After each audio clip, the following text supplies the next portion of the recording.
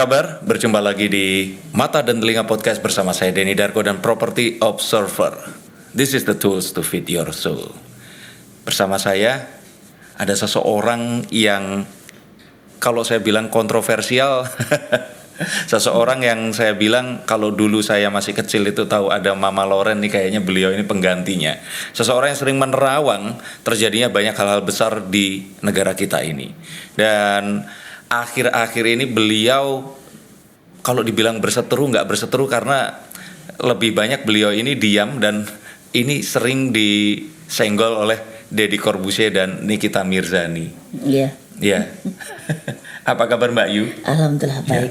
Ya. Tapi kalau Niki itu kan dia tuh sempat bilang katanya awalnya diramal sama Mbak Yu seperti Iya, itu. betul. Iya. Tapi kalau Deddy nggak pernah ya?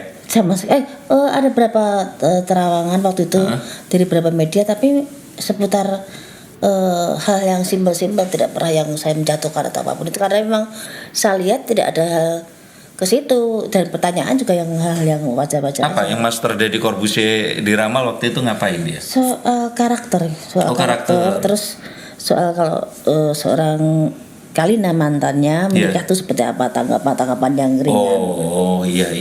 Tapi ya wes itu nggak terlalu ini Mbak karena beritanya ada banyak di tempat lain, monggo. Karena itu kan profesional, kita harus yang memang terabang apa yang kita lihat. Tapi kadang-kadang kan pro dan kontra itu wajar. Betul. Kembali ke manusia cara menyikapi seperti apa. Betul. Malah kalau nggak ada pro dan kontra itu rasanya nggak pedes. Tapi sebenarnya saya nggak punya cari penyakit. Iya nggak berniat begitu. Iya. Tapi kan mungkin ya biar rame aja, mungkin punya tiap orang punya kepentingan. Nah Mbak, orang kan kalau tahu Mbak Yu itu kan ya itu tadi, Mbak Yu itu kan sebenarnya sebutan nama untuk seorang wanita yang dituakan, Mbak Yu. Nah, tapi nama aslinya Mbak Yu itu nggak banyak yang tahu. Sinten, jadi bapak saya tuh Sunda, ibu saya Salatiga, Jawa Tengah.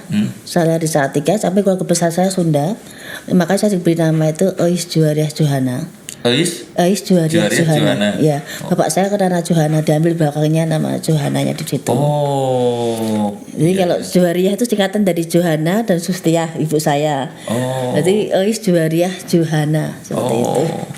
Harusnya bisa jadi teteh juga ya, bukan Mbak Yu. Iya. Tapi tapi saya manggil kakak saya teteh. Oh, teteh. Iya. Berarti Mbak Yu tiasa nyarios Sunda. Insya Allah. Oke, Mbak. Sebelum kita ngobrol lebih jauh lagi, orang-orang ini pengen tahu Mbak Yu ini tuh memang sebenarnya kan biasanya kalau misalkan ada, soalnya ini pertanyaan datang ke saya. Mas ini jadi pesulap, bapaknya pesulap apa bukan? Gitu. Nah, kadang-kadang kan orang selalu bertanya ini buah nggak jatuh dari pohonnya. Nah, Mbak Yu ini sebenarnya dulu itu memang lahir dari keluarga paranormal semua, terus harus jadi paranormal atau bagaimana? Jadi gini, dari keluarga besar ibu saya semua paranormal. Dalam arti seperti ini, ibu saya, nenek saya. Paranormal. Mbah kakung saya, bapaknya ibu saya paranormal. Tapi dari keluarganya Mbah putri saya, keluarganya juga paranormal. Demang di daerah Karanggede Solo sana. Terus Mbah kakung saya, orang tuanya juga Linuwih juga. Jadi dari keluarga Mbah kakung saya itu kakak beradik sepupu sampai sebanyak kan paranormal. Tapi yang dari garis ibu ya? Dari garis ibu. Tapi dari garis bapak, Mbah saya juga memang punya kelebihan juga. Tapi nggak dipraktekkan? Nggak, karena memang keilmuan saya lebih cenderung ke daerah Jawa. Karena saya besar dan lahir dan digembleng sama mbah kakung saya. Tapi berbeda ya? Memang kalau keparanormalan Jawa dan Sunda dan mana? Ya mungkin gini Mas, karena kita mbah kakung saya ngajar yang mbah putri saya Kejawen. Mbah kakung saya juga Kejawen, cuma keilmuannya tuh terpisah. Baik. Ya, terus tapi mbah abah saya yang di Bandung, dia yang Raja Wali. Dalam arti Prabu Siliwangi ke arah sana, terus keilmuan juga kan lain dengan yang di Kejawen. Cuman kita konsepnya juga dalam arti keilmuan itu sama aja, cuma bagaimana kita belajar dan dididik. Kan kalau Jawa itu lebih riwil Mas. Lagunya, terus kita harus prihatin, kita harus menjalani berapa syarat, dan itu tidak pernah terpikirkan dalam pikiran saya untuk saya jadi paranormal. Paling benci saya. Paling benci saya. Jadi ingin mengingkari nasib. Saya tipe logika. Saya tipe logika, tipe orang yang apa-apa tidak pernah yang mau jelimet. Saya seperti ini contohnya, orang itu jatuh karena kepleset licin. Iya. Enggak, wah ini kerjain orang seperti enggak. Kalau saya simpel, mungkin licin. Iya. Karena saya tipe orang yang tidak mau suku keluarga saya, kakak saya pun jadi paranormal. Kakak saya Abri, saya marahi waktu itu. Abri aja, nggak usah jadi paranormal. Iya. Terus kakak saya cuma diem aja. Terus mbak saya, nanti Duk, kamu waktunya jadi paranormal, nggak mau mbak, ini sewu. Saya kepengen sekolah, dapat beasiswa waktu itu kebetulan. Okay. Saya terus kuliah, habis kuliah saya kerja. Saya kepengen apa yang saya pelajari, saya kepengen punya usaha, saya pengen punya perusahaan. Saya suka interior. Okay. Saya suka yang berbau seni. Tapi dan saya memang dari yang kepercayaan sampai saya punya usaha sendiri, jatuh bangun perusahaan saya. Setiap saya ibaratnya gunting pita, kakek saya ada depan pintu. Padahal nggak tahu alamat saya dimanapun, nggak tahu. Sebentar, kakek itu kakek bayangan kakek atau kakek memang Asli kakek? kakek saya. Berarti datang naik kendaraan ke situ? Enggak tahu naik kendaraannya apa, saya nggak tahu. Tapi bisa dipegang orang gitu? Saya cuma sama, nggak cuma saya sendiri, sama anak buah saya. Tiba-tiba bahasa kakung saya tuh depan toko, hari ini syukuran bahkan cuma sedekap depan, cuma sebentar. Bilang gitu mas. Zaman dulu kan belum ada handphone mas ya. Yeah. Saya telepon, mbak kakung sare kok. Mbak aku tidur di dalam rumah. Lihat tadi depan rumah siapa, depan toko. Itu berulang-ulang seperti Tapi itu. jelas bukannya tembus pandang enggak? Enggak, saya salaman, keluarga saya juga ada, kru saya juga hebatnya. Pada salaman semua itu, tapi memang itu mbah saya. Kan enggak cuma sekali, beberapa tempat dan saya gunting tikar, gunting apa? Pita, mbah saya ada. Dan itu gunting tikar mas. 4 kali itu usaha mbah saya bilang gagal. Saya nggak pernah yang ngikutin mbah saya bilang gagal, usaha berhasil. Gimana saya bisa buktikan saya harus berhasil. Tapi setiap jatuh bangunnya usaha saya keingetan mbah saya ngendiko, kamu ujungnya jadi paranormal Duk. Kamu mau jatuh bangun mau jadi direktur pun ujungnya paranormal. Itu pun mas gagal yang kesekian kali, saya nggak pulang ke Salatiga. Saya masih jungkir balik gimana saya nggak mau jadi paranormal. Mbak, sebentar. Ini selalu saya tanyakan ke orang-orang yang memang mengatakan cerita tentang sesuatu yang ya Mbah Kakung muncul di sini, ternyata dia ada di tempat lain dan sebagainya. Saya juga pernah ngobrol sama Frisly yang itu aku lihat Kak ada di sana lah. Orang kan bisa saja ngomong ngeten Mbak. Wah, Mbak Yu ini kan mungkin karakternya dibentuk seperti itu biar orang percaya. Tapi semua cerita itu tadi Mbak Yu itu tidak pernah mengarang dan itu demi Allah terjadi Mbak. Demi Allah. Semua terjadi. Dan ini nggak cuma Mbak Kakung, saya sendiri seperti itu. Saya waktu itu saya terima tamu di Bandung. Tapi ada tamu saya namanya Maria mungkin di Bandung. Satu saat kan bertamu di rumahnya Maria. Dibuatkan minum, dibuatkan itu. Ibu mau minum apa, kaget. Terus waktu itu telepon. Waktu itu masih zaman Nokia, waktu handphone kecil telepon. Loh, tadi yang datang ke rumah siapa? Mbak itu masuk ke kos, terus lihat karena memang Maria lagi sakit kondisinya. Itu bener jelas lagi duduk, butuh ambil minum, saya nggak ada.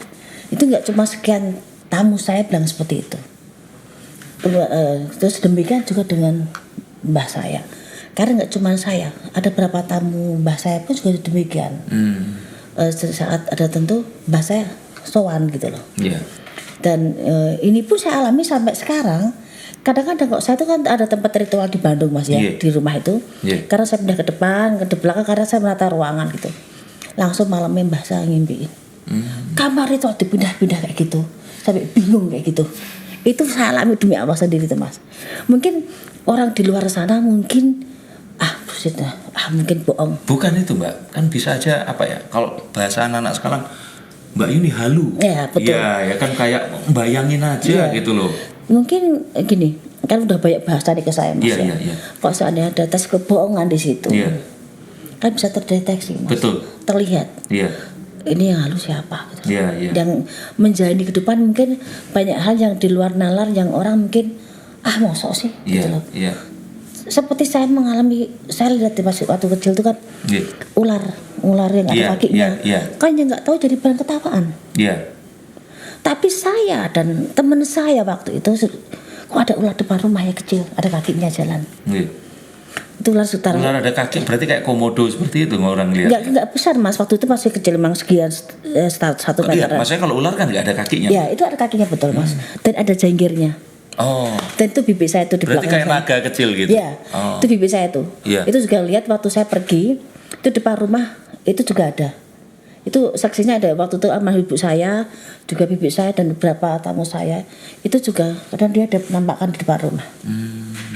Tapi kan yang tahu kan masa lalu saya, cerita kehidupan orang sekeliling saya. Betul. Kalau yang nggak tahu kan mungkin jadi bahan ketawaan. Iya, iya. Karena mungkin kalau yang tidak memahami, jelas saya akan menjelaskan kepada orang yang ilmunya lain ataupun pemahamannya lain akan salah di situ Mas. Betul. Jadi saya akan bicara dengan orang yang mau mengerti dan orang yang memahami soal keilmuan. Okay.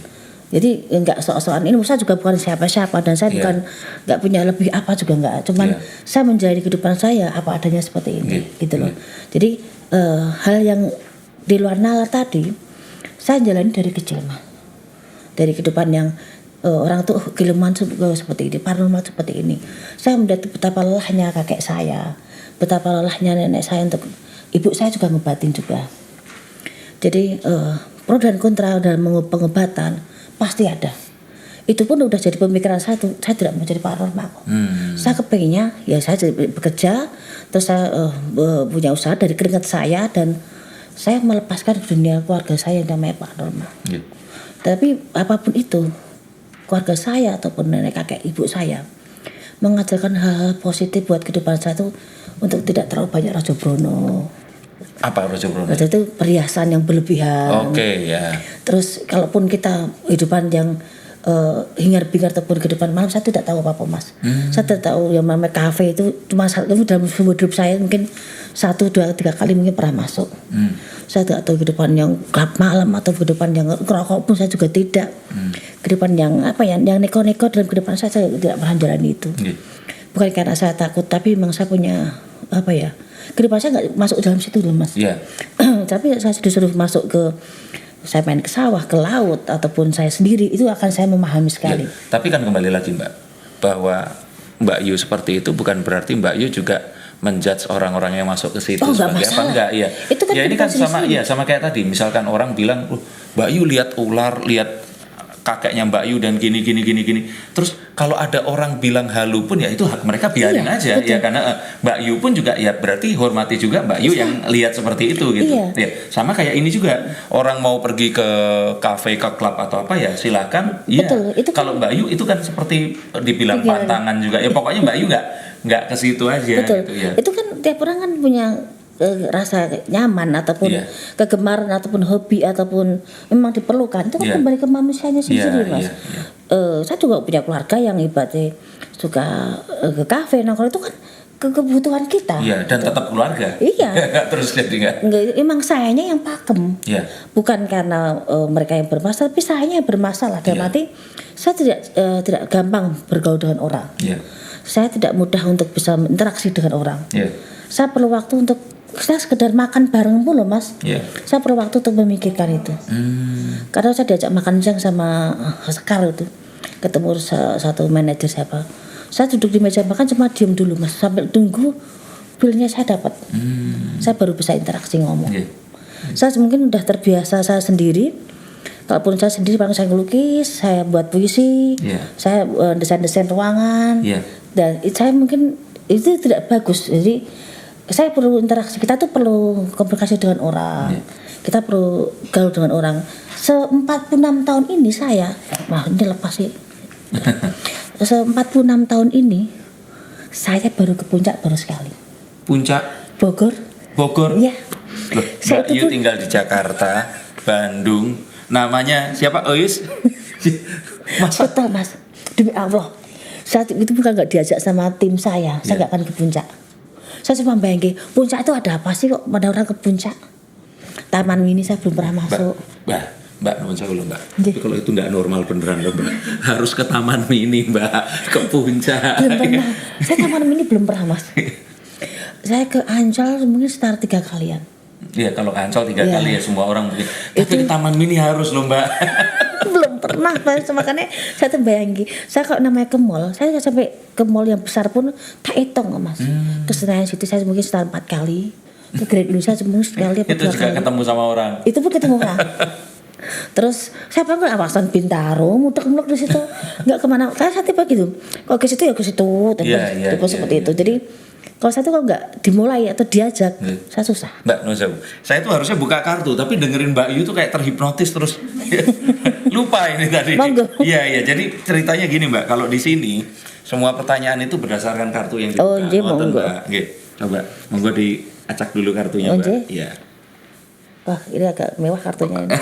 Biasanya mainnya 41. Baru soalnya 41. Saya nggak pintar main-main seperti ini. Kalau udah ambil satu aja, yang mana aja. Satu boleh? Acak dari mana aja. Nah, udah ditaruh lagi Mbak. Nah, Five of Wands ini pertikaian Mbak. Perbedaan pendapat ya Mbak ya.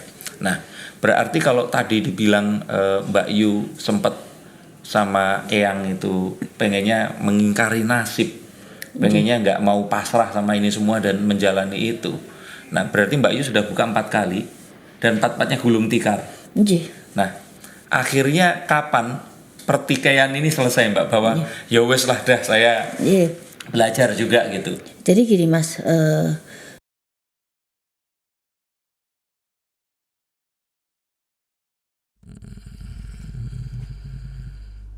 lagi nonton. Sorry nih, ganggu sebentar.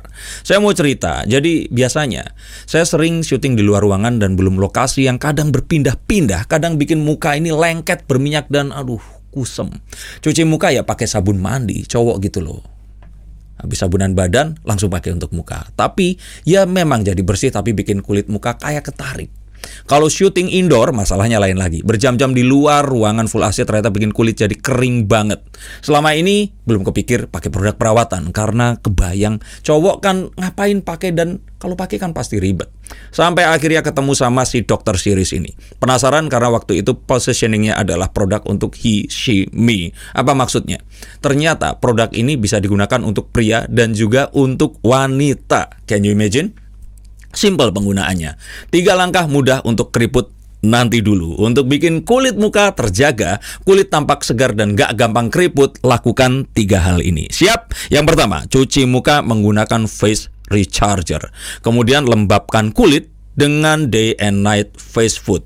Praktis karena bisa buat krim pagi sekaligus untuk krim malam. Dan terakhir, gak kalah penting, lindungi kulit dari sinar matahari dengan face shield. Praktis ya, apalagi kalau kita mau traveling, cukup bawa 3 produk ini untuk perawatan dan perlindungan kulit seluruh keluarga, nggak beda-beda. Ini juga bisa dipakai berdua dengan pasangan loh. Dan kalau sudah punya anak remaja, dia bisa ikut pakai juga. Belinya di mana? Nah, yang mau beli bisa langsung ke website www.drseries.id atau bisa juga di official store kita di Tokopedia and Shopee. Oke, silahkan lanjut lagi. Tapi order dulu ya. Dalam jatuh bangun perusahaan saya tidak pernah minta tolong sama mbak saya untuk bagaimana susah saya bisa berdiri. Oh iya, sebenarnya bisa ya? Iya, tapi saya nggak mau dan mbak saya nggak mau nolong. Kamu ngambil keputusan, kamu ngambil sikap, berarti tanggung jawab sendiri. Ibu saya juga bilang, saya hanya bisa mendoakan kamu di saat kamu jatuh, kamu harus bisa berdiri. Kalau kamu udah ngambil keputusan seperti itu, resikonya seperti apa kamu bisa ambil. Itu yang namanya Mas, saya kemanapun pergi, ibu saya pesan apa? Wanita itu harus jaga kehormatan, wanita itu harus jangan neko-neko, wanita harus sering prihatin dan kan jaga nama besar keluarga. Jadi kalau kamu nakal ke bawah, nanti kamu punya turunan, punya keluarga akan kocoreng semua. Jadi saya tuh ke depan saya akan ada yang pakem ya, ikuti aturan itu Mas. Sampai detik ini pun saya membiasakan ke karyawan saya ataupun ke lingkungan saya bahasa halus. Saya ke pegawai saya bisa nyun sewu atau apapun karena saya membiasakan diri saya juga pengen dihargai seperti itu. Walaupun saya orangnya keras, tapi saya membiasakan keras saya lembut di saat saya membutuhkan itu. Seperti itu.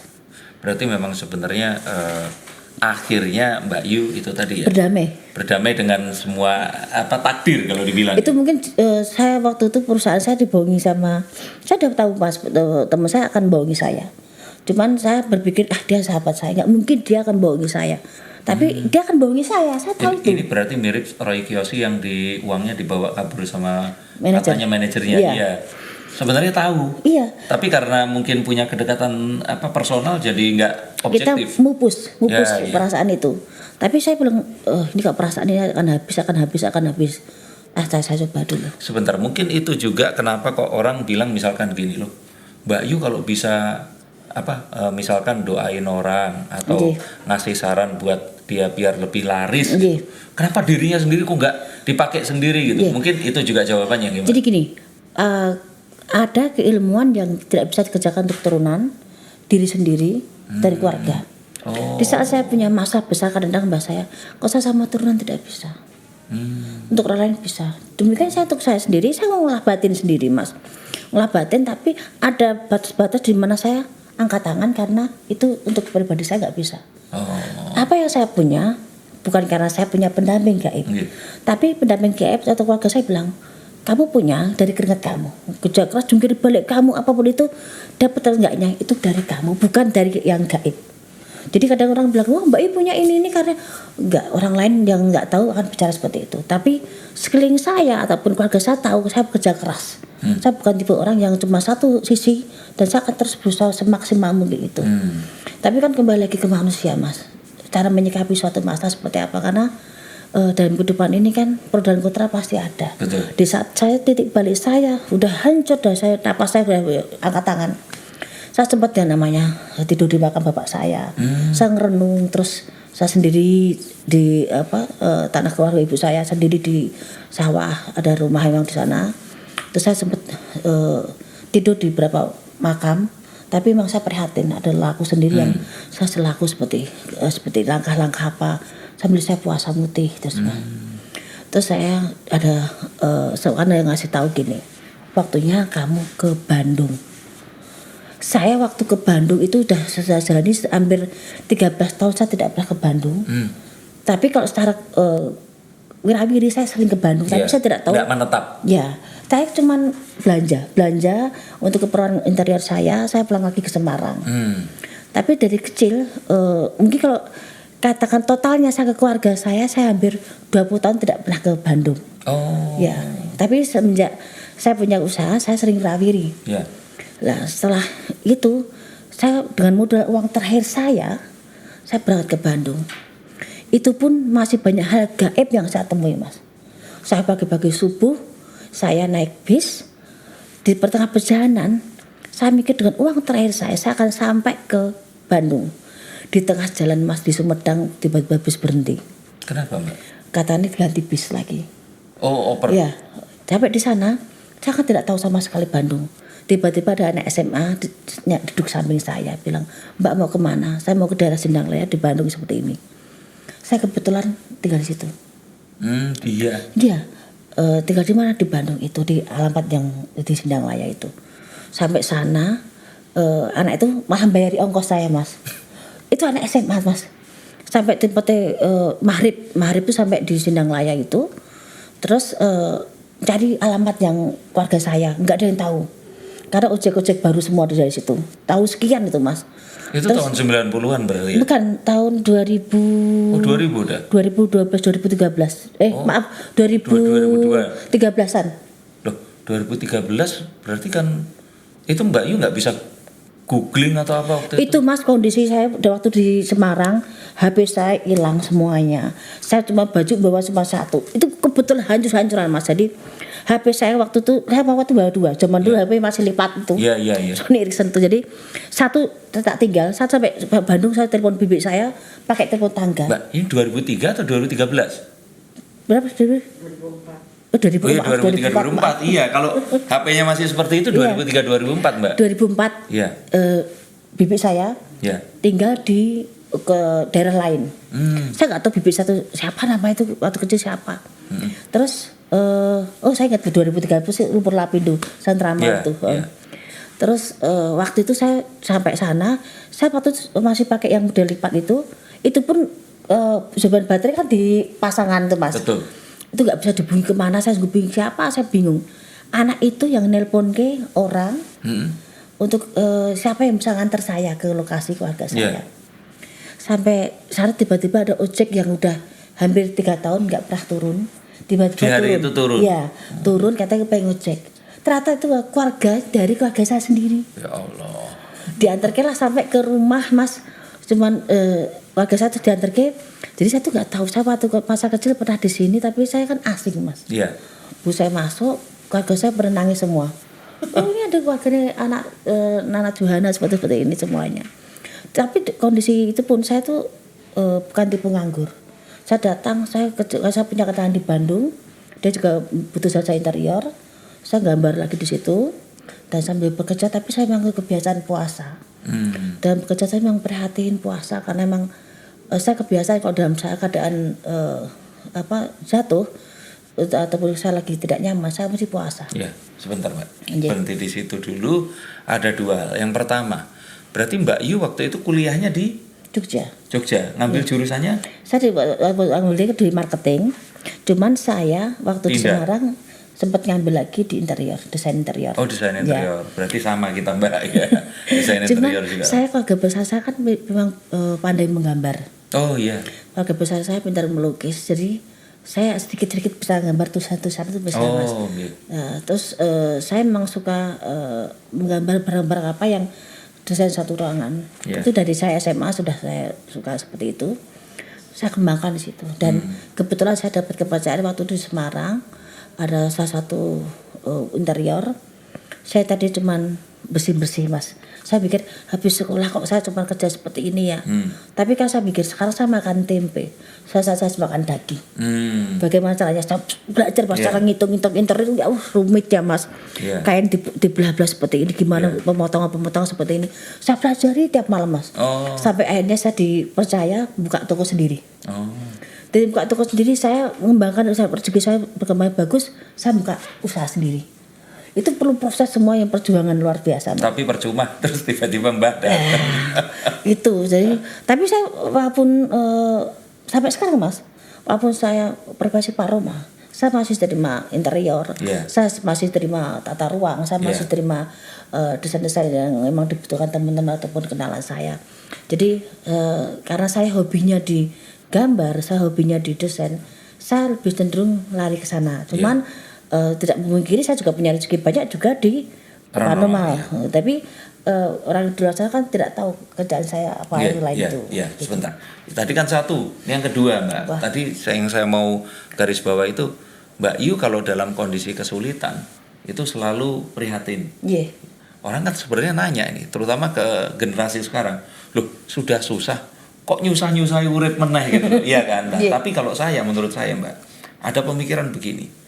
Tidak banyak yang tahu Mbak kalau laba-laba itu bisa mengangkat beban itu sampai 7 hingga 11 kali berat badannya Mbak. Iya. Sedangkan manusia misalkan saya nih berat saya 70, saya ngangkat yang beratnya 40 aja udah ngos-ngosan Mbak. Apalagi ngangkat yang beratnya seukuran badan saya itu 12 kalinya Mbak, 11 sampai 12 kalinya. Nah, bunglon Mbak itu bisa merubah warna kulit. Iya. Sampai benar-benar istilahnya jutaan warna Mbak. Citah itu bisa lari 120 km per jam dan banyak lagi. Jadi artinya hewan-hewan itu punya kemampuan yang luar biasa. Lah manusia itu nggak punya apa-apa Mbak. Ya kan kalau secara fisik kan semut aja Mbak, ini dari sini lari ke situ itu dalam waktu kurang dari 1 menit loh. Padahal ini kalau diukur jaraknya ini dari kayak manusia ini 100 meter Mbak. Iya kan? 100 meter 1 menit itu kalau nggak biasa lari kan berat Mbak. Nah artinya satu sebenarnya Mbak. Manusia dikarunia itu ya akal pikiran. Iya, betul. Tapi sama seperti hewan lainnya, karena manusia ini hewan kan. Iya. Akal pikiran itu nggak akan pinter kalau nggak diprihatin, Mbak. Iya, betul. Saat dia dipaksa, dia akan bisa memikirkan jalan yang betul. Dia harus luwe, harus bener-bener ya itu tadi, melean itu tadi ya. Kalau orang Jawi kan seperti itu, Mbak. Betul.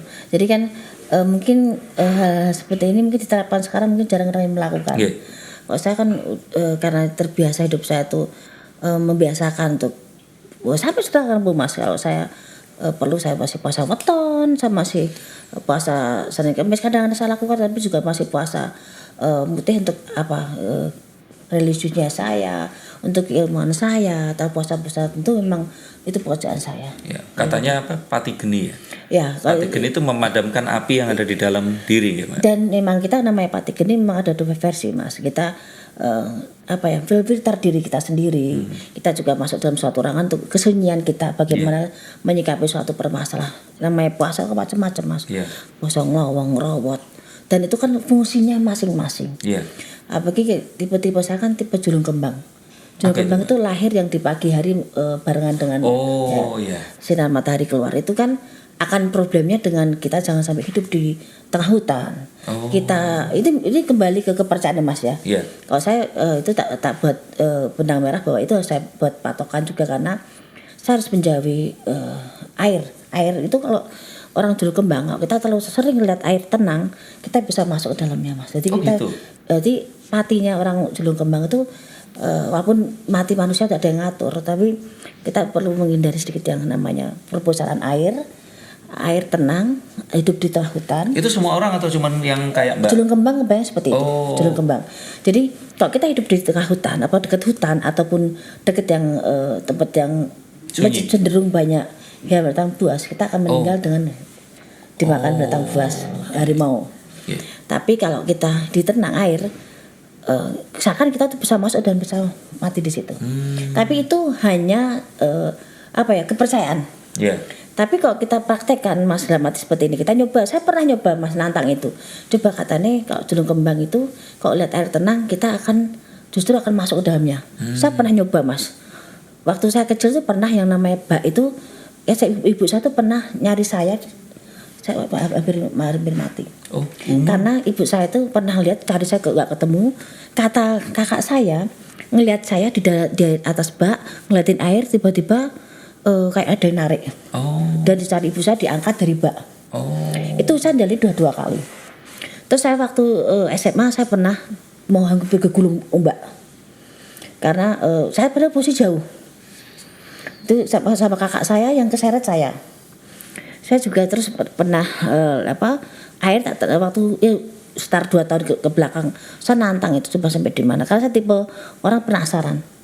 Benar, Mas, saya lihat sebentar aja, seakan kita langsung kayak masuk ke dalam gitu. Saya bisa narik diri. Mungkin nggak tahu ya, tiap orang punya pemahaman yang berbeda. Ya, pandangan sendiri dan pola pikir sendiri. Tapi saya lebih mending menghindari hal yang sudah ada gambaran seperti itu daripada saya menantang itu. Kalau saya percaya, Mbak, seperti orang menganggap kalau zodiak seperti itu. Zodiak kan cuma buat anak SMA dan anak-anak ini. Mbak, saya berpikir begini. Manusia ini kan sebenarnya kan kita tuh kayak baterai. Ada listriknya dan sumber energinya itu dikeluarkan sendiri oleh tubuh kita. Nah, kebayangkan kalau kita lahir, otomatis kan bumi ini kan ada magnetnya, Mbak. Pasang surutnya laut itu kan ditarik sama magnetnya bumi dan bulan. Nah, waktu kita lahir, letak planet, magnet yang ada di bumi semuanya itu berpengaruh, Mbak. Apalagi ya tadi panjenengan bilang kalau lahir dikala matahari itu menjelang terbit seperti itu. Berarti kan mungkin saja magnet yang akan menarik magnet yang seperti itu. Makanya kan kalau dulu siapa Ki Joko Bodo itu pernah yang bikin ramalan atau kamu cocoknya di air. Nah, seperti itu mungkin ini ya, ini. Iya, Rex Pasi. Oke, sebentar. Ambil kartu lagi, Mbak. Ini sebenarnya udah terlalu panjang ini jawabannya untuk satu kartu ini, Mbak. Monggo. Jadi soal air pun sekarang nyatanya saya kan juga sering ritual ke laut, Mas. Mandiin tamu-tamu saya, dan memang saya punya kehidupan yang tidak jauh dari laut selatan. Itu pun sekarang juga saya jalani, tapi saya punya garis di mana saya nggak boleh melangkah lebih dari itu. Karena memang ada pakemnya, ada aturannya di mana saya tidak boleh ada aturannya. Dan tiap orang beda-beda. Ya. Dan saya melakukan itu dari beberapa terawangan ataupun beberapa ritual ataupun memang pendamping saya juga dari laut selatan. Baik. Nah, ini ada di Ace of Cups. Ace of Cups itu tentang perasaan kenyamanan, Mbak. Tentang saat kita memulai sesuatu dan sebagainya. Nah, Mbak Yu ini menjalankan ini semua, Mbak. Ini tuh kalau bukan seandainya ya, dalam satu waktu itu tuh lebih condong ke yang paranormal atau ke desainnya itu tadi?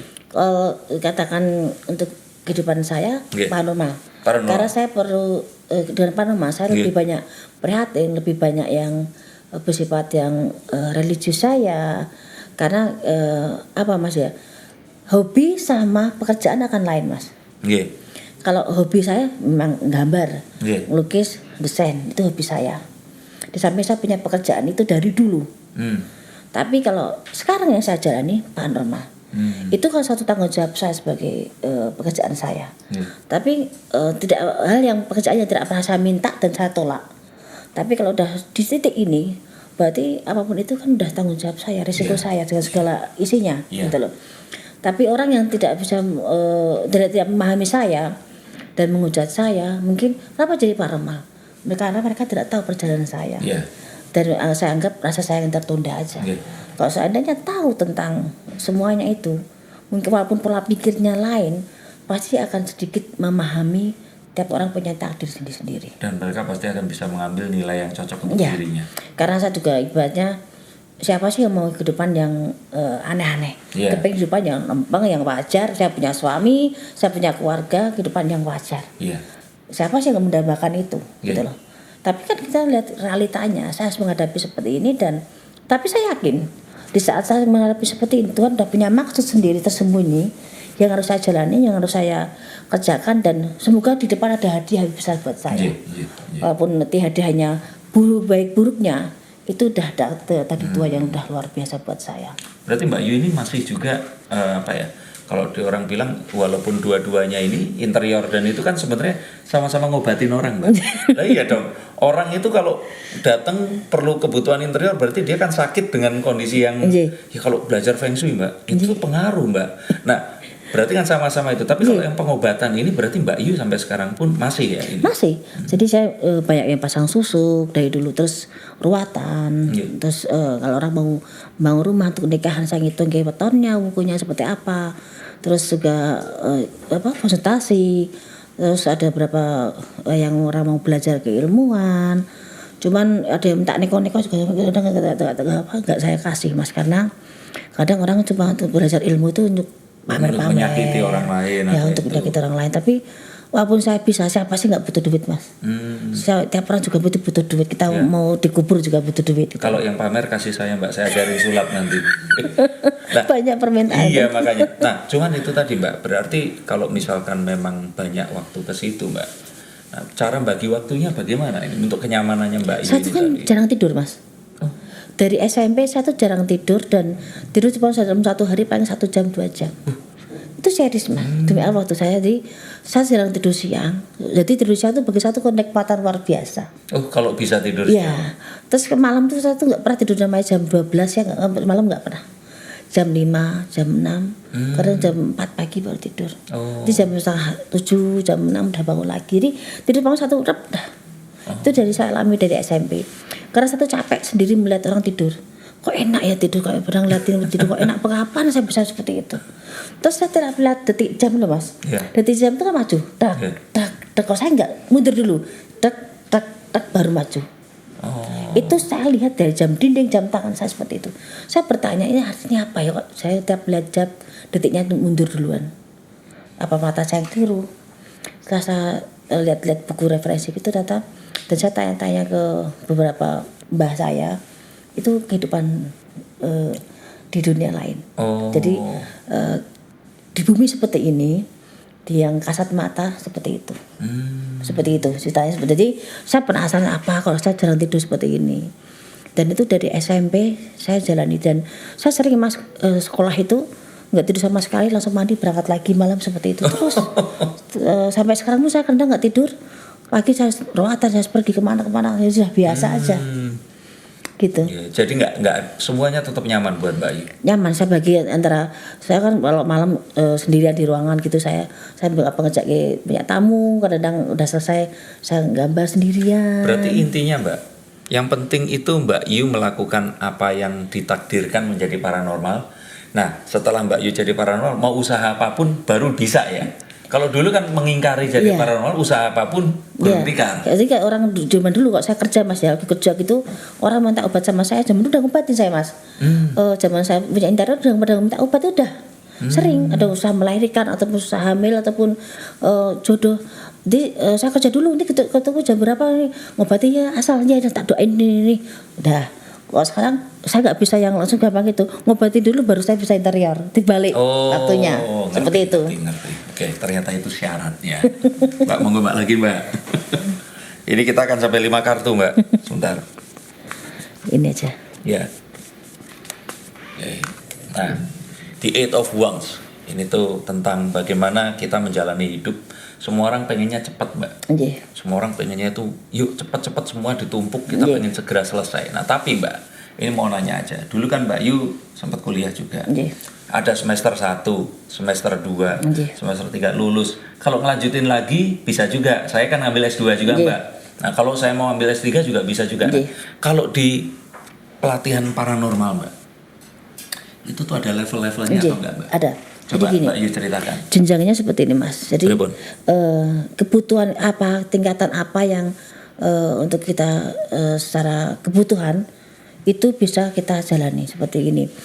Mbah saya mandang saya, kamu cukup di ilmu ini, kamu nggak perlu ke ilmu yang itu. Itu cara pandang mbah saya. Nggih. Kalau Mbah Putri saya akan bilang nggak perlu ilmu itu, udah begini saja. Tapi saya kan cenderung ke Mbah Kakung saya. Nggih. Saya ngikutin saran Mbah Kakung. Kamu puasa muti 40 hari, kamu seperti ini karena kamu nanti akan seperti ini. Saya tuh Mas ngejak ke ritual yang cuma masak dermo aja Mas. Enggak proses punya fantasi seperti enggak pernah. Nggih, nggih. Bisa puasa, nggih Mbah. Bisa seperti ini, nggih Mbah. Saya enggak pernah yang berpikir, moga-moga enggak jadi paranormal, saya malas. Dalam batin saya seperti itu. Yeah. Mbah saya bilang, dibenerke namanya udah punya niat, udah diniati orang tua harus seperti itu. Nggih Mbah. Jadi satu kadang sampai batin saya takut Mas.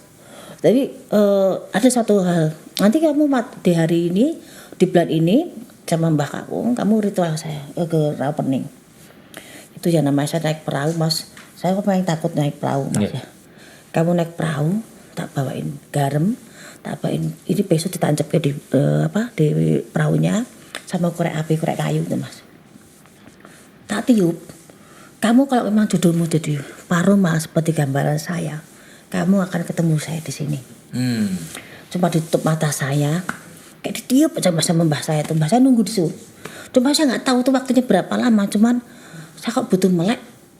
Mbah saya pas di situ, itu katanya udah 3 hari. Hah? Betul Mas. 3 hari di tengah laut. Itu kayak rawa. Oh rawa, Ya. iya. Tapi dalam sepanjang perjalanan saya naik perahu, itu bukan rawa Mas. Itu suatu kayak perkampungan kayak apa ya, tempat yang besar yang itu banyak hutan tapi ada kayak rawa sendiri, tapi itu kayak jalan lurus banyak kehidupan loh Mas, bukan rawa. Tapi rasanya 3 hari. Saya nggak tahu itu berapa 3 hari, tapi tahu-tahu udah 3 hari Nduk. Rasanya berapa lama? Sejam? Saya nggak tahu ya Mas, cuma rasanya kayak saya nggak terbuai lihat kok seperti ini kehidupannya ya, kok ada orang-orang seperti ini, kok ada seperti ini ya, ada orang yang diikat ya, orang seperti banyak hal kejadian yang saya lihat. Itu ya emang agak lama, tapi saya nggak tahu itu 3 hari Mas. Tahu-taunya Nduk waktunya kue Melek gitu. melek. Itu pun saya belum melek Mas. Cuma kayak apa ada dengar suara itu, karena sepanjang saya jalan itu ada yang manggil. Jadi ternyata itu apa Mbak? Yang Mbak Yu lihat? Kehidupan di situ, kehidupan di rawa itu. Jadi yang tak kasat matanya Iya. itu kelihatannya pas itu. Ya karena gini Mas, di rawa itu terkenal kalau ada suatu kejadian besar, malamnya akan ada gamelan bunyi, ada bis masuk satu situ gereng. Iya, iya. Dan itu memang masuk kawasan Nyai Kidul. Sebentar, bis masuk itu berarti bis gaib. Bis asli, kecelakaan besar itu masuk. Oh, sebelum Ya. ada kecelakaan Jadi itu malamnya ada beneran. ya ada kuningan, ada suara apa. Terus itu kan terkenal baru kelinting Mas di situ legendanya itu. Jadi dulu itu perkampungan karena ada cerita baru kelinting itu, terus itu ada ular besar itu. Jadi di saat dia minta air nggak ada yang ngasih di pesta itu kan itu dari Gunung Kendali Sodo itu dimasukkan lidi dan keluarnya air. Satu kampung terendam air semuanya. Cerita baru kelinting itu. Dan di situ setelah air meluap itu perkampungan tenggelam semuanya. Dan saya baru tahu, oh berarti kehidupan di dalamnya seperti ini.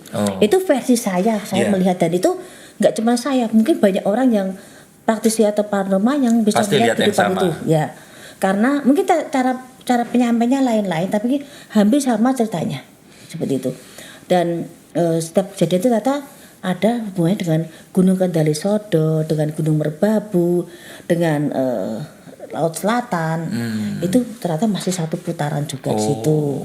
Dan setelah itu mbah saya ngasih pegangan saya sampai sekarang masih ada di beberapa tempat. Itu pun saya dengan misalnya itu saya merasa wah saya gimana enggak Mas, lempeng aja saya. Jadi sampai rumah waktunya nanti sampai subuh jangan sampai tidur biar selesai sampai 40 hari. Itu pun saya aduh kok masih pagi ya. Kok masih lama jadi udah mau ngantuk banyak. Zaman dulu kan belum ada TV yang aneh-aneh Mas. Radio Panasonic zaman dulu ya. Kopi diusir-usir gitu. Jangan tidur dulu udah berapa menit lagi subuh. Udah sampai mendelok sampai 40 hari lemas Mas. Kayak jalan tuh kayak ngelayang. Ya saya itu lolos. Kan ada 2. Saya sama mbak saya sepupu saya yang di Gembleng, yang gagal mbak saya berhasil. Oh Mbak jadi nggak jadi paranormal itu? Mbak sepupu saya enggak, karena dia gagal. Saya yang di tes pernah saya tuh mengharap moga-moga saya gagal gitu. Karena saya nggak kepengen gitu jadi biar nggak dikejar-kejar sama Mbak Kakung lagi. Mbak ambil kartu lagi Mbak, coba Mbak. 2004 sampai sekarang tadi 2021. Saya pertama datang ke Bandung 2004. Perjalanan panjang di kota Bandung. Iya makanya 2004 berarti ya itu udah lulus kuliah, coba untuk kerja tapi dihalang-halangi. Saya tuh menerawang paling dahsyat dalam hidup saya pertama itu di 2012 kalau salah itu lumpur lapindo. Nah ini baru saya mau nanya, Page of Swords itu sesuatu yang akhirnya Mbak itu pelajari dan benar-benar menggunakan semua upaya yang Mbak lakukan terus akhirnya menghasilkan sesuatu yang besar, berarti itu lapindo itu. Saya nggak tahu itu lapindo, masa nggak tahu Situbondo apapun Sidoarjo seperti apa saya nggak tahu. Saya cuma melihat waktu itu 1 minggu atau 2 minggu sebelum kejadian, saya sudah cuma tamu banyak di Bandung. Saya cuma melihat kok dalam mimpi saya itu jelas banget itu loh namanya tanah keluar dari perut bumi Mas, banyak banget dan tidak bisa dihentikan. Di situ kan waktu kejadian itu kan banyak paroma yang kasih ayam ini itu enggak, karena Kanjeng Romo itu bilang itu tidak akan bisa dihentikan dan dia akan nutupin perkampungan itu. Tapi saya terus bilang sama tamu saya, kok saya melihat tanah itu keluar banyak banget di perut bumi dan tidak bisa dihentikan dari Jawa Timur di mana ya? Aku lagi bilang coba mimpi, tapi kok ini 2 kali berturut-turut Mas. Banyak yang meninggal juga ada di gua-gua, terus tanah bergerak, ada gempa, ada air itu pindah ke laut. Ada laut pindah ke darat. Itu tahun sekian kan belum ada seperti sekarang Mas. Betul. Ada gempa kok air kok tanah kok bergerak, batas Jawa Timur, Jawa Tengah kayak enggak ada batasnya, kayak tanah tuh kayak hilang semua gitu Mas. Saya nyampein ke beberapa tamu saya yang udah sepuh-sepuh gitu juga. Terus ngobrol 2 minggu ya salah tuh. Udah ada 2 minggu. Terjadilah lumpur lapindo itu. Berarti oh ini yang kemarin saya lihat. Seperti itu, enggak tahu pola pikir saya disama-samakan kembali ke manusia ya. Saya bisa di tas kebohongan gitu Mas. Tapi saya benar-benar ngalami yang melihat dan namanya batas itu hilang, terus akan ada gempa kemudian waktu nanti, terus tanah ambles itu terlihat dari 2012 sudah ada gambaran. Maka tiap tahun saya bilang akan ada ambles lagi. Oh ini di daerah kawasan kalau daerah Sulawesi kok ada tanah ambles ya, tanah bergeser seperti itu. Jadi gambar itu ada. Nah sejak itu atau sebelumnya itu berarti Mbak Yu itu sebenarnya menerawang atau melakukan itu tujuannya apa Mbak? Niatnya itu apa jadi? Karena saya basicnya sebenarnya nggak suka nerawang dari dulu. Cuman dari dulu saya tuh saudara saya pada terawang kayak apa, ramal kayak apa, sampai kartu 41 Mas. Karena saya takut ngomong tuh Mas. Iya. Kamu jahat, cuma tak ambil kartu yang gambarnya aneh karena kamu jahat. Padahal tanpa kartu pun saya tidak tahu. Cuman saya lebih suka waktu itu Mbah Putri saya kepengen saya jadi perias nganten. Karena saya ada sembodonya di situ. Cuman karena saya tuh ngeras nganten juga kok kayak kesana kok terlalu lembut apa saya bisa seperti gitu. Terus ya udah kakek saya udah kamu jadi paroma nggak usah jadi beras nganten, nggak mau jadi paroma saya bilang gitu. Terus karena saya tuh nggak berani, Mbah saya tuh masih yang aturannya seperti pakem, jalan nggak boleh diseret, makan nggak boleh rame, nggak boleh kecap, rambut harus panjang. Jadi aturan-aturan pakem itu saya sampai sekarang saya terapkan. Mungkin 2021 mungkin tapi saya terapkan bener Mas. Makan nggak boleh kecap Mbak. Wah itu kalau kecap sekarang semakin kecap subscribernya banyak Mbak. Namanya ASMR Mbak itu. Iya anak-anak sekarang begitu. Saya nggak boleh terus jalan diseret, terus nggak tiap masuk kamar harus ketuk permisi, nggak boleh yang duduk di ranjangnya. Saudara sebenarnya makanya Saya tuh sampai sekarang kok masuk kamar kakak saya pun saya ketok pintu, ataupun adik saya pun. Mbak Yu juga pernah ceritakan kalau istilahnya apa namanya? Mbak, saya minum dulu nggih. Monggo. Jadi ini yang menarik. Dulu waktu kita kecil diajarin kan kalau masuk rumah itu lewat dapur dulu, ya, cuci tangan dulu, kan ada tempat cuci tangan, iya makanya. Ternyata corona ini mengembalikan kita mungkin Mas ke jadi kehidupan dulu. Zaman dulu kan depan rumah itu ada Ya, seperti tempat gentong air cuci betul, tangan. orang cuci tangan mau ini apa dan semua rumah ada dulu. Ya, ini kan corona itu kita sebaliknya kita kan kayak ganti peradaban Mas. Tapi ada satu sisi kita kembali ke zaman dulu di mana depan rumah ada tempat cuci tangan ataupun kita ke dapur untuk bersihin diri kita, nggak boleh masuk kamar. Iya, nggak langsung masuk itu kalau orang barat mengajarkan kita masuk ya lewat ruang tamu dan sebagainya. Padahal kalau istilahnya rumah dulu itu ya masuknya pasti lewat dapur dulu, lewat belakang. Perapian. Iya, perapian karena dibersihkan dulu kan. Seperti itu. Dan sekarang itu ada lagi di zaman sekarang, cuma lebih canggih. Tapi memang kalau kita bahas corona Mas, corona memang nggak akan hilang, cuma kita akan terbiasa dan imun kita akan baik dan semua akan berdampingan dengan semestinya dan akan biasa lagi. Tapi yang menarik ya itu tadi Mbak, bahwa sebenarnya kalau dibilang kejawen itu tuh kuno. Ya, kejawen itu tidak pernah kuno. Kejawen lihat sesuatu yang belum pernah kejadian sebelumnya. Dan ada terus kejawen itu gini Mas. Kejawen itu kan kita juga kembali lagi. Saya Islam kejawen. Saya sholat juga. Saya melakukan kewajiban saya sebagai umat muslim. Dan itu diterapkan oleh keluarga saya untuk ibadah. Kakek saya tuh mandi setahun sekali Mas. Kakek saya itu. Jadi tapi nggak pernah bau badannya. Ada lagi kakek saya yang masih bisa terbang sampai sekarang. Oh, sebentar, kalau Mbak Kakung itu kan sudah sedo ini. Ya sudah, ada lagi adik mbah saya. Ini masih ada. Masih ada. Kalau pergi Mas lepas sendal. Sampai sekarang masih hidup. Nah, ini kan kalau seperti ini kan kembali lagi Mbak. Kalau misalkan saya kan, ya kalau enggak lihat ya enggak percaya. Saya sekarang percaya kan sama Mbak Yu karena saya percaya sama Mbak Yu. Nah, tapi kalau orang yang di sini ini kan pasti akan nanya. Mungkin keluarga saya sebagian tahu dan orang juga sebagian tahu. Beliau masih ada di Salatiga juga. Kemarin saya juga sowan karena habis sakit beliau. Jadi saya nengok karena Mbah Putri saya juga lagi gerah. Terus saya juga nengok Mbah Kakung saya, adik Mbah Kakung, karena keluarga besar Mbah Kakung saya itu memang berilmu.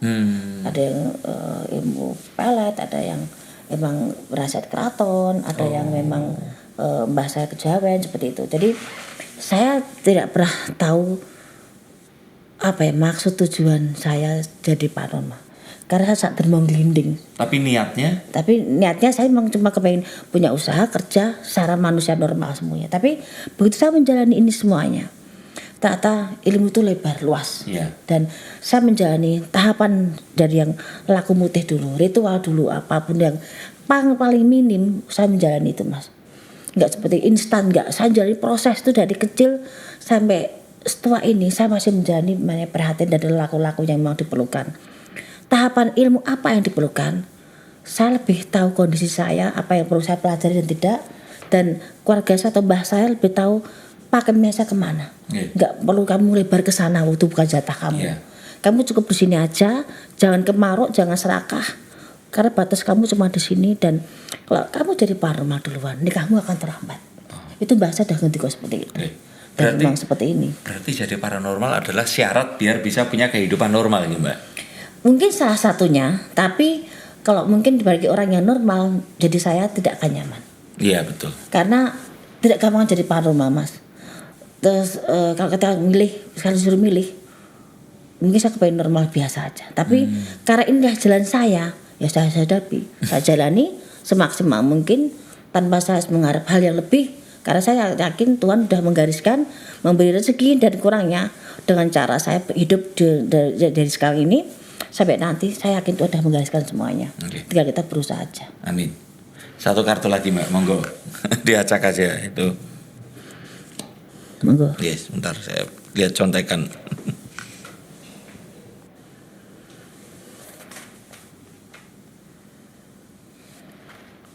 Nah, the Three of Swords itu sesuatu yang membuat kita itu patah hati. Sesuatu yang mengecewakan Mbak. Dan mengecewakan bukan artinya terus kemudian misalkan Mbak, wah saat itu rumah saya kena longsor. Iya. Apa terus kita marahin tanah, benci sama tanahnya? Enggak. Tapi ya kejadian itu yang kita nggak pengen terjadi lagi.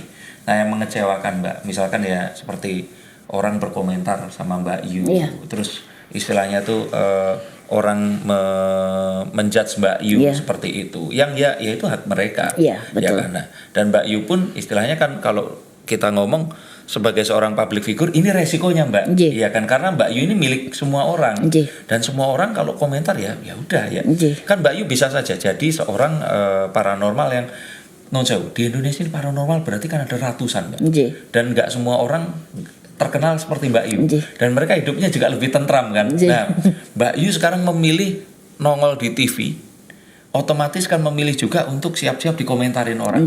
Tapi yang paling menyakitkan Mbak. Jadi gini, saya paling menjaga keluarga besar saya, keluarga saya, terutama saya, ini pekerjaan saya. Saya tidak mau pekerjaan saya sampai ke ranah keluarga saya jadi belah pikiran. Di saat waktu ada berapa kemarin saya terawang soal Kang Sule sama Kang Teddy, itu ibu saya sampai almarhum ibu saya bilang, "Dok, kok ibadah seperti ini, saya tuh nggak tega kamu dihujat seperti ini." Tapi saya bilang, "Bu, terawangan saya memang seperti itu. Saya tidak bisa bohong ataupun mengarang cerita bahwa karakter seorang memang seperti itu dan akan seperti ini." Coba ibu saya jadi pikiran, nah itu beban saya di mana saya punya masalah ataupun punya pekerjaan saya menyangkut segala risikonya, tapi kesenggol menjadi pikiran keluarga saya, sahabat saya ataupun tim saya atau lingkungan saya. Karena bagi saya ini pekerjaan saya, tanggung jawab saya, dan saya mengambil risiko itu berarti saya tanggung jawab. Saya tidak mau ranahnya melebar kemana-mana. Tapi memang satu, bagaimanapun sekuat-kuatnya saya juga rapuh. Saya punya sisi di mana saya juga perlu orang lain. Tapi hujatan yang paling menyakitkan adalah di saat mereka menyangkut keluarga saya ataupun orang dekat saya. Kok saya mungkin tak kuat-kuatnya saya masih bisa diem. Kalau ke Mbak Yunya, saya bukan tipe orang tipe ribut. Saya tipe orang kalau mending kamu kesini kita duduk bareng kita bicara. Mungkin saya menjelaskan dengan orang yang tidak suka ataupun orang yang berselisih paham ataupun orang yang tidak sepaham dengan saya pasti akan lain hasilnya, Mas. Tapi saya yakin orang yang pintar, orang yang bijak, dia akan berbicara dengan merangkul dengan cara yang terhormat, tidak cara dengan menjatuhkan ataupun dengan cara yang mengejat seorang. Tapi dengan kita menerawang, maksud tujuan saya dari sekian terawangan coba monggo dilihat. Saya ingin kewaspadaan. Saya ingin berjaga-jaga, ayo ada kejadian terawangan saya seperti ini, kita hati-hati loh, kita jangan sampai kita terprovokasi loh, jangan sampai kita punya masalah yang bersangkutan, ayo hati-hati dengan terawangan saya ini. Maksud saya jangan sampai terlihat kejadian. Maksud saya nasihat seperti itu karena saya tidak punya arah ke sana untuk secara pribadi. Saya bekerja terawang juga karena profesional. Dan ada satu pertanyaan, Mas, kok saya seakan gini, kan saya undang media terawang biar setelah kejadian baru ngomong. Enggak loh, Mas, kan saya lihat di beberapa video itu seakan setelah kejadian saya buat press con. Tidak sama sekali. Jadi setiap tahun tuh saya ulang tahun saudara saya di bulan November. Karena beberapa media kan mesti kan tiap tahun kan minta terawangan saya nih, Mas. Nah, dikumpulin sekalian. Saya kumpulin sekalian. Ayo nih ada makan-makan, ada kita lagi bersyukur. Ayo sekalian makan bareng. Ada surprise. Ayo kita bahagia bareng. Sekalian tak kumpulkan di sini. Sekalian waktu ulang tahun bibik saya. Sekalian saya membuat itu preskon itu. Siapa media yang mau datang silahkan. Nah itu kan terawangan itu kan November 2020 untuk 2021. Tapi isinya tidak 2021 saja. Soal pergantian presiden itu tidak seperti itu. Kan itu bahasanya kan coba didengarkan. Kan betul. Ada bahasa-bahasa seakan kepengen presiden lengser. Dan ada juga politik pemanas. Itu emang pergantian 2024. Dan kenapa saya klarifikasi waktu terawangan kedua, saya tidak mengklarifikasi terawangan saya, tapi saya klarifikasi maksud tujuan saya bukan presiden lengser tahun 2021, tapi banyak bahasa-bahasa yang menginginkan presiden lengser di tahun 2021. Mungkin saja itu yang dimaksud sama ya Suwargi Ibu, bahwa wes tondo ojo ngeramal yang seperti itu Iya. gitu. Mungkin yang dimaksud itu ya kalau ngeramal artis kan yang Iya. tersinggung ya biar artisnya aja gitu. Tapi kalau ngeramal itu kan takutnya gitu loh Mbak, apalagi kalau politik. Iya. Politik itu kan kata-kata Mbak Yu itu bisa dipenggal. Iya. Terus nanti Itu akan dipergunakan gitu. yang loh. saya klarifikasi di situ, Mas. Iya. Yang di akun-akun kan saya baca itu. Iya. Gambar saya disandingi sama presiden. Iya. Sedangkan saya kan juga waktu itu salah satu dari Iya, simpatisannya Iya. Bapak Jokowi, juga, Pak Jokowi iya. juga. Iya. Dan dipenggal dengan bahasa-bahasa yang sebenarnya itu tidak ada di benak saya. Iya. Seandainya di situ ada tes kebohongan, kan saya bisa orang terlihat bahwa maksud pikiran saya sama Bukan, enggak yang iya, gitu loh. betul. Kalau saya nggak bilang emang di 2024 nanti baru selesai. Iya. Dan saya biasa Mas membuat terawangan itu di buku. Dan maksudnya kan gini, maksudnya Mbak Yu di sini 2024 nanti ganti presiden tuh artinya malah positif. Artinya Pak Jokowi tidak akan melakukan cara apapun untuk memperlama lagi kekuasaannya, betul gitu? Karena Mas Beni mungkin pernah melihat dulu. Iya. Kan presiden saya ada tulisannya tuh. Ya. Presiden sampai 2024, tapi di 2001 banyak kepentingan politik, terus ada menginginkan ada banyak suara menginginkan presiden lengser, tapi 2024 presiden masih sampai di situ. Oke. Tapi kan orang yang tidak tahu kan itu kan banyak Mas, ada yang pendeta, ada yang ulama-ulama agama bilang katanya saya bilang bahwa presiden lengser di 2021. Lain Mas, artinya Itu gini Mbak, gitu. kalau menurut saya nih, ini oknum-oknum dari kalau saya bilang oknum wartawan. Ya, enggak semuanya. Ini segelintir kecil wartawan tuh suka begini Mbak. Misalkan datang nih, saya wartawan, saya ketemu Mbak Yu. Mbak Yu, kemarin Denny Darko bilang kalau Mbak Yu ini semua ramalannya itu meleset. Menurut Mbak Yu gimana? Lah, Mbak Yu kan nggak sempat buat googling dulu nyari, terus nelpon saya atau apa. Kan pendapat itu langsung ditanya. Kan? Iya. Nah, Mbak Yu sudah berpendapat, Mbak Yu pendapatnya nanti diadu ke saya. Datang, Mas Denny, Mbak Yu kemarin ngomong begini buat mereka.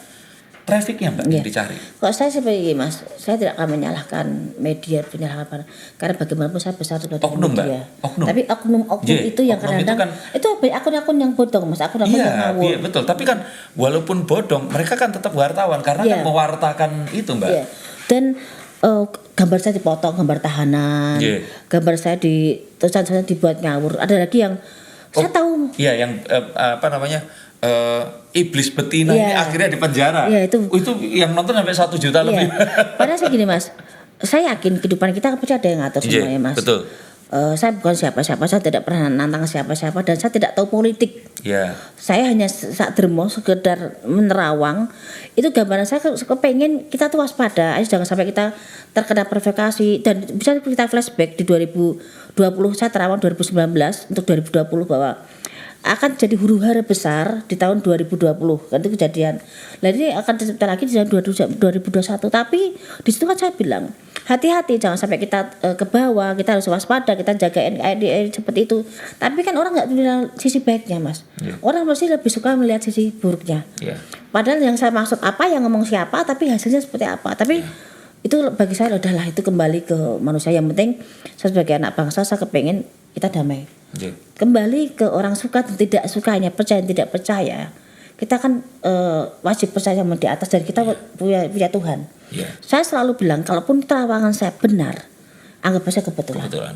Tapi kalau kita soal acuan terawangan ini jangan dibuat acuan, ini hanya terawangan. Jangan percaya juga Iya, jangan sama Mbak percaya. Yu. Iya. Kita percaya saya sama yang kuasa. Ini hanya kerjaan saya tanya wartawan, media saya jawab, dan kalaupun ada kurang lebihnya saya minta maaf. Iya. Walaupun ada tidak nyaman buat yang saya terawang, saya juga minta maaf. Tapi maksud saya untuk kewaspadaan, bukan untuk provokasi atau apapun itu. Saya tidak tahu politik. Iya. Saya tidak tahu kehidupan seperti itu, gitu loh. Tapi di luar sana banyak tanggapan, bahkan ada paranormal, Mas. Saya tahu paranormal itu yang pernah minta doa sama saya. Di YouTube pernah bilangnya malah, saya tahu keilmuan Mbak Yu, saya tantang itu. Saya mikir, lah kamu aja ada minta doa sama saya, gitu. Sampai suatu saya geli kan di grup pejawen kan saya keluar tuh Mas. Iya, Ada grup iya. pejawen Iya. apa namanya lah gitu Oh, loh Mas. sudah keluar dari situ. Ada beberapa grup, kan grup banyak banget. iya. Dan salah satunya orang itu ada di situ gitu loh Mas. Oh. Yang dengan khasnya itu. Maka saya bilang, ini orang sekali minta doa saya, begitu saya keluar dari grupnya, langsung baca seperti itu. Mas tak blacklist sekalian, tak blok sekalian. Saya ada sisi dia saya jengkel loh Mas. Iya. Ada sisi jengkel ya. Lah kamu aja suka minta tutur sama saya. Walaupun kamu lebih tua tapi saya minta tutur belajar ilmu seperti apa. Kok malah sekarang saya nggak melihat apa-apa. Mbak Yu tuh nggak. Tapi ada itunya Mbak. Memang ada etikanya ya. Orang kalau bahasa Inggrisnya do and don'ts. Iya. Jadi kayak yang boleh dan yang nggak boleh itu seperti apa? Jadi Mbak? gini Mas, kita mungkin itu nggak ada etikanya. Itu kembali ke manusianya kok. Bagaimana kita pernah bertemu, kita berkenal ataupun kita menghargai satu sama lain. Itu kembali ke manusia, sifat karakternya. Tapi di saat dia mencari pansos, dia mencari suatu hal yang lagi rame, nggak perlu dong kita menjatuhkan orang. Kalau saya loh Mas, kalau saya akan bilang, oh ini lagi rame seperti ini. Saya akan, walaupun saya ngangkat, tapi saya akan ambil yang netral. Ambil yang bijak karena saya nggak tahu semuanya. Tapi kalau saya bisa bicara menerawang, ya saya akan bicara dengan gambar apa tanpa harus menjatuhkan orang. Kecuali ada hal-hal yang memang seperti itu. Dan kehidupan saya katakan nikah dengan ular seperti ini jadi bahan ketawaan. Itu kembali ke manusianya. Mereka tidak tahu semuanya. Siapa sih yang mau menikah seperti ini? Saya juga kepengen normal kok. Dan saya yakin kehidupan gaib itu ada kan, ulama pun juga tahu agama itu ada soal kehidupan gaib. Tapi saya bicara dengan orang yang tidak percaya dengan logika, pasti akan clash. Bukan Mbak, itu kan tadi seperti Mbak Yu bilang. Itu adalah cinta yang tertunda. Kasih sayang tertunda. Seandainya saya lebih suka, Mbak Yu duduk sini berdua, bertiga, kita ngobrol, sharing gimana ya Mbak Yu kok saya ada berita seperti ini. Kan dengan bijak itu akan lebih terhormat. Seandainya, ini kan saya tuh kemarin sempat ya saya kan sering nonton Deddy Corbuzier juga. Karena sebenarnya waktu kemarin orang datang ke saya nanya, itu saya juga dilematik. Master Deddy Corbuzier itu saya anggap guru saya Mbak. Panjenengan pun di sini, di dunia yang saya kan dulu ngeramal ini kan sesuatu yang sifatnya cuma hobi Mbak. Terus kemudian di TV saya diminta melakukan, ternyata ya kok dianggap pandomnya itu pas gitu. Nah terus saya banyak juga akhirnya nonton tayangan panjenengan, belajar bagaimana cara menyampaikan prediksi dan sebagainya. Nah pas kemarin terus terjadi ini tuh jujur saya juga bingung. Bukan bingung harus memihak, karena enggak ada yang harus dipihaki. Betul. Cuman gimana caranya biar sama-sama enak gitu loh. Nah makanya saya bilang Mbak, saya punya nomornya Master Deddy Corbuzier ini. Kalau nanti panjenengan kerso, nanti mungkin ngobrol sama tim atau gimana. Saya cenderung lebih seperti ini Mas, karena saya bukan tipe mulai. Kalau emang diperlukan kapanpun, saya kan tadi bilang, dipanggil pun saya akan bicara di situ, menjelaskan dengan versi saya. Sebentar. Mbak Yu tuh kalau ngomong kan suka panjang. Nah saya singkatin. Berarti Mbak Yu kalau seandainya seorang Deddy Corbuzier ini mengundang untuk klarifikasi ngobrol sama beliau, panjenengan kerso? Enggak masalah. Saya tipe-tipe terbuka, tipe-tipe ngobrol, tipe-tipe orang bisa menjelaskan. Tapi kembali lagi Mas, saya harus bicara dengan orang yang pola pikir yang bijak. Dalam arti gini, saya nggak mau menggurui, dan saya tidak mau digurui. Saya kepengen kita ngobrol di posisi yang nyaman.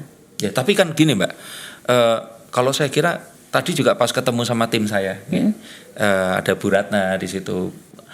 Beliau itu ngomong kan itu tadi, Mbak Yu ini ternyata kalau ketemu itu beda ya, seperti itu. Karena panjenengan tuh memang kalau di TV sama di YouTube itu galak Mbak. Jadi kayak bener-bener ngomongnya cepet, pandangannya tajam. Terus kalau mengatakan sesuatu itu nggak ada tadi ngaling-ngaling, langsung di ini. Nah, orang kalau mau ketemu panjenengan pun itu pasti was-was Mbak, takut. Nanti terus dia dikasih tahu, kamu mati sekian tahun lagi kan gawat Mbak gitu. Nah, sama kayak Master Deddy Corbuzier ini. Sebenarnya kalau kita tahu orangnya Mbak, orangnya itu sebenarnya lembut sekali. Orangnya itu nggak seserem yang difikirkan. Saya justru saya mandangnya juga bukan orang yang seram. Jadi pertama waktu saya terawang juga, tiap orang punya sisi lembut, punya sisi rapuh, punya sisi emosi, dan punya sisi yang humoris. Tapi di sini kan saya bicara melihat hanya karena di YouTube-nya. Betul. Nah, maksud saya gini, nanti pas ketemu Mbak, kalau beliaunya juga mau nih, Master Deddy Corbuzier, beliau sudah oke, kalau mau diundang monggo silahkan, nanti siap datang, wong sama-sama Bintaro, Tangsel gitu. Nah, maksud saya gini Mbak, pas ketemu sebaiknya ketemunya jangan pas di depan layar, ngobrol dulu aja, karena lembut itu kan sebelum action. Nah, itu ketemu seperti itu. Kalau nanti saya gini, cari feel-nya dulu. Jadi saya kan orangnya kan baru waktu dulu, tapi saya profesional kayak memang saya dipanggil. Iya. Monggo saya lebih suka diskusi, ngomong menjelaskan keilmuan saya secara gamblang dan diterima apa enggaknya. Walaupun saya juga tipe logika. Kembali ke cara kita menghargai profesi masing-masing.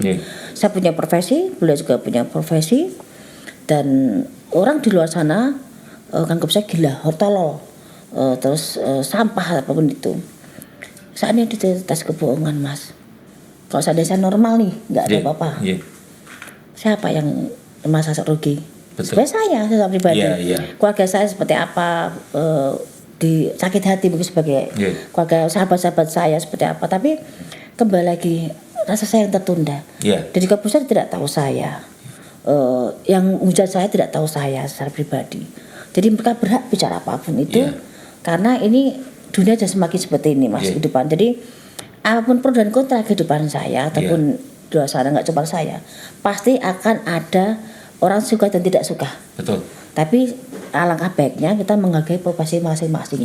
Ada pertanyaan seperti ini, Mas. Gimana? Dengan dihujat dia tahu apapun itu, mati rezeki seorang Mbak Ayu. Bagi saya enggak, insya Allah. Sepi ramenya ataupun tidak punya rezeki apa tidaknya, dengan berbagai masalah, saya yakin Tuhan sudah menggariskan semuanya. Dengan ada masalah seperti ini, saya yakin Tuhan juga akan beri rezeki saya ke depan seperti apa. Dan masalah ini pembelajaran buat saya untuk lebih baik lagi. Dan saya juga bingung dengan provokasi, karena saya di pemikiran saya tidak ada seperti itu, Mas, gitu loh. Saya sebagai anak bangsa kepengen ini waspada, jangan sampai kita kena. Kita jaga-jaga semuanya, karena kita di titik yang lagi susah hidupan kita. Takutnya orang akan terpancing untuk berbuat yang negatif. Seperti itu. Kalau saya seperti sesimpel itu. Tapi jadi lebar karena mungkin omongan saya. Apapun itu saya juga minta maaf kalau jadi rame. Siap. Mbak Yu sudah meminta maaf karena menjadi rame. Jadi gaduh kan, jadi orang masa bising siapa sih Mbak Yu. Saya nggak mau bikin orang repot. Oke. Dan itu tadi kalau ternyata diundang pun untuk klarifikasi, monggo. Ditanya langsung.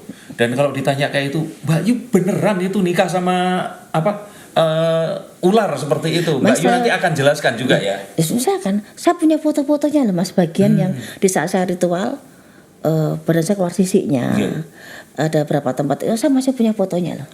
Dan saya kira Mas Deddy Corbuzier pasti mengundang, karena kemarin orang yang percaya sama UFO aja diundang, Mbak. Saya penggemar UFO loh saya itu. Nah iya, makanya ini akan cocok gitu loh maksudnya. Saya kan suka dunia galaksi itu, saya suka dari kecil. Nah, lebih cocok lagi. Oke, Mbak, udah 5 kartu.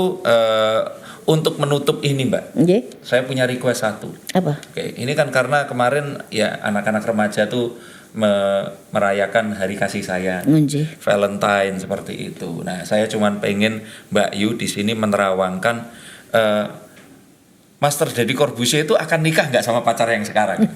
Sabrina ya, saya. Sabrina, betul. Kalau menurut saya gini loh, sebenarnya itu bisa nikah, tapi kok kayak mau melangkah ke depan itu berat gitu loh. Mungkin kalau misalnya baiknya menikah. Tapi mereka sudah sama-sama dewasa, berumur kok. Berarti mau menikah apa enggak keputusan mereka, karena satu sisi Deddy punya prinsip seperti ini, Sabrina seperti ini, tapi Sabrina sudah berusaha mengerti seorang Deddy. Dan Deddy ibaratnya butuh seorang yang kuat di samping sang Deddy kan enggak gampang mendatangkan seorang perempuan untuk berhubungan, dan di situ ada Aska di situ. Dia menjaga perasaan seorang anak laki-laki. Jadi akan menikah ini? Bisa nikah. Bisa nikah gitu. Nah, kalau nikah akan lama atau ganti lagi? Akan lama. Lama gitu. Tapi memang harus bisa mengerti karakter Deddy. Karena malah yang perempuan harus ngerti karakternya. Karena Deddy gampang susah orangnya. Dan karakternya memang ibaratnya kita harus ngambil ke bawah, bukan ke atas.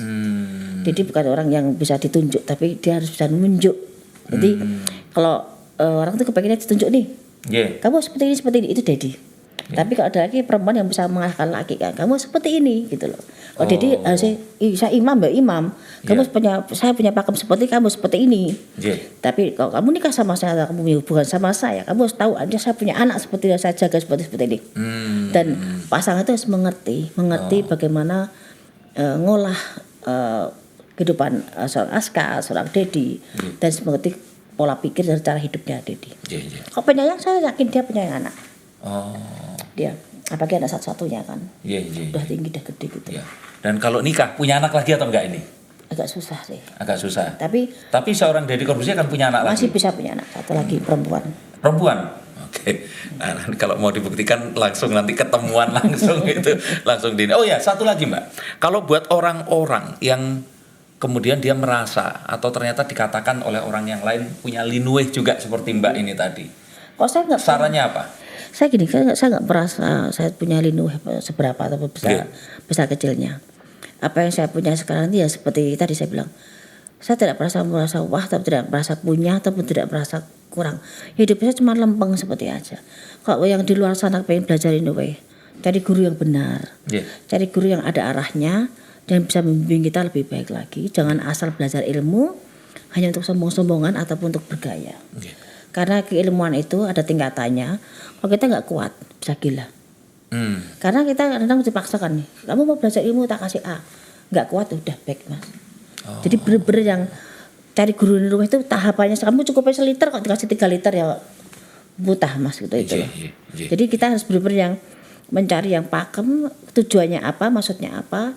Jadi di luar sana udah punya keilmuan, lakukan yang terbaik dan bijak. Dan nggak perlu menjatuhkan satu sama lain paranormal. Karena seperti ini, banyak tamu saya yang bilang, ini paranormal si A kok gini Mbak Yu ya. Saya bilang belum jodohnya. Tiap orang punya cara pandang sendiri. Dari ke saya juga belum tentu jodoh. Tapi kita kan mencoba interaksi, kita mencoba konsultasi bagaimana ketemu di tengahnya. Seperti saya juga menanamkan untuk tidak menjatuhkan paranormal satu sama lainnya. Tidak karena tiap orang punya pakemnya sendiri-sendiri.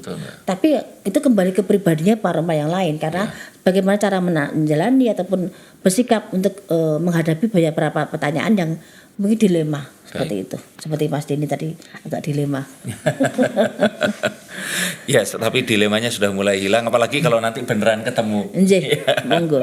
Oke, Mbak Yu, matur sembah nuwun. Sami-sami. Terima kasih juga terima kasih untuk kalian semua yang masih menonton. Semoga apapun yang tadi kita bicarakan, kita nggak pengen membuat orang itu percaya ya Mbak. Iya, betul. Kita hanya pengen cerita ini yang diyakini oleh Mbak Yu. Bahkan saya sama Mbak Yu pun banyak keyakinan yang berbeda. Tapi ya ini kita sampaikan agar kita punya banyak sudut pikir agar kita nggak terus ya itu tadi. Ya pada dasarnya nggak menghakimi orang lain, bisa menerima bahwa kita berbeda dan perbedaan itu sebenarnya yang malah bisa menyatukan kita semua. Dan berpikir positif Mas, berpikir positif, kita bijak dan mau sedikit berpikir arti ucapan seorang ataupun entah sahabat ataupun terawangan, kita berpikir secara bijak, tidak boleh kita langsung mengecat, mengumpulkan dengan pola pikir kita sendiri, ya akhirnya jadi bumerang dan jadi masalah. Terima kasih Mbak Yu. Sama-sama. Ya, terima kasih juga untuk kalian sekali lagi dan tetap saksikan podcast Mata dan Telinga bersama saya Denny Darko dan Property Observer because this is your tools to feed your soul. Sampai jumpa. Salam.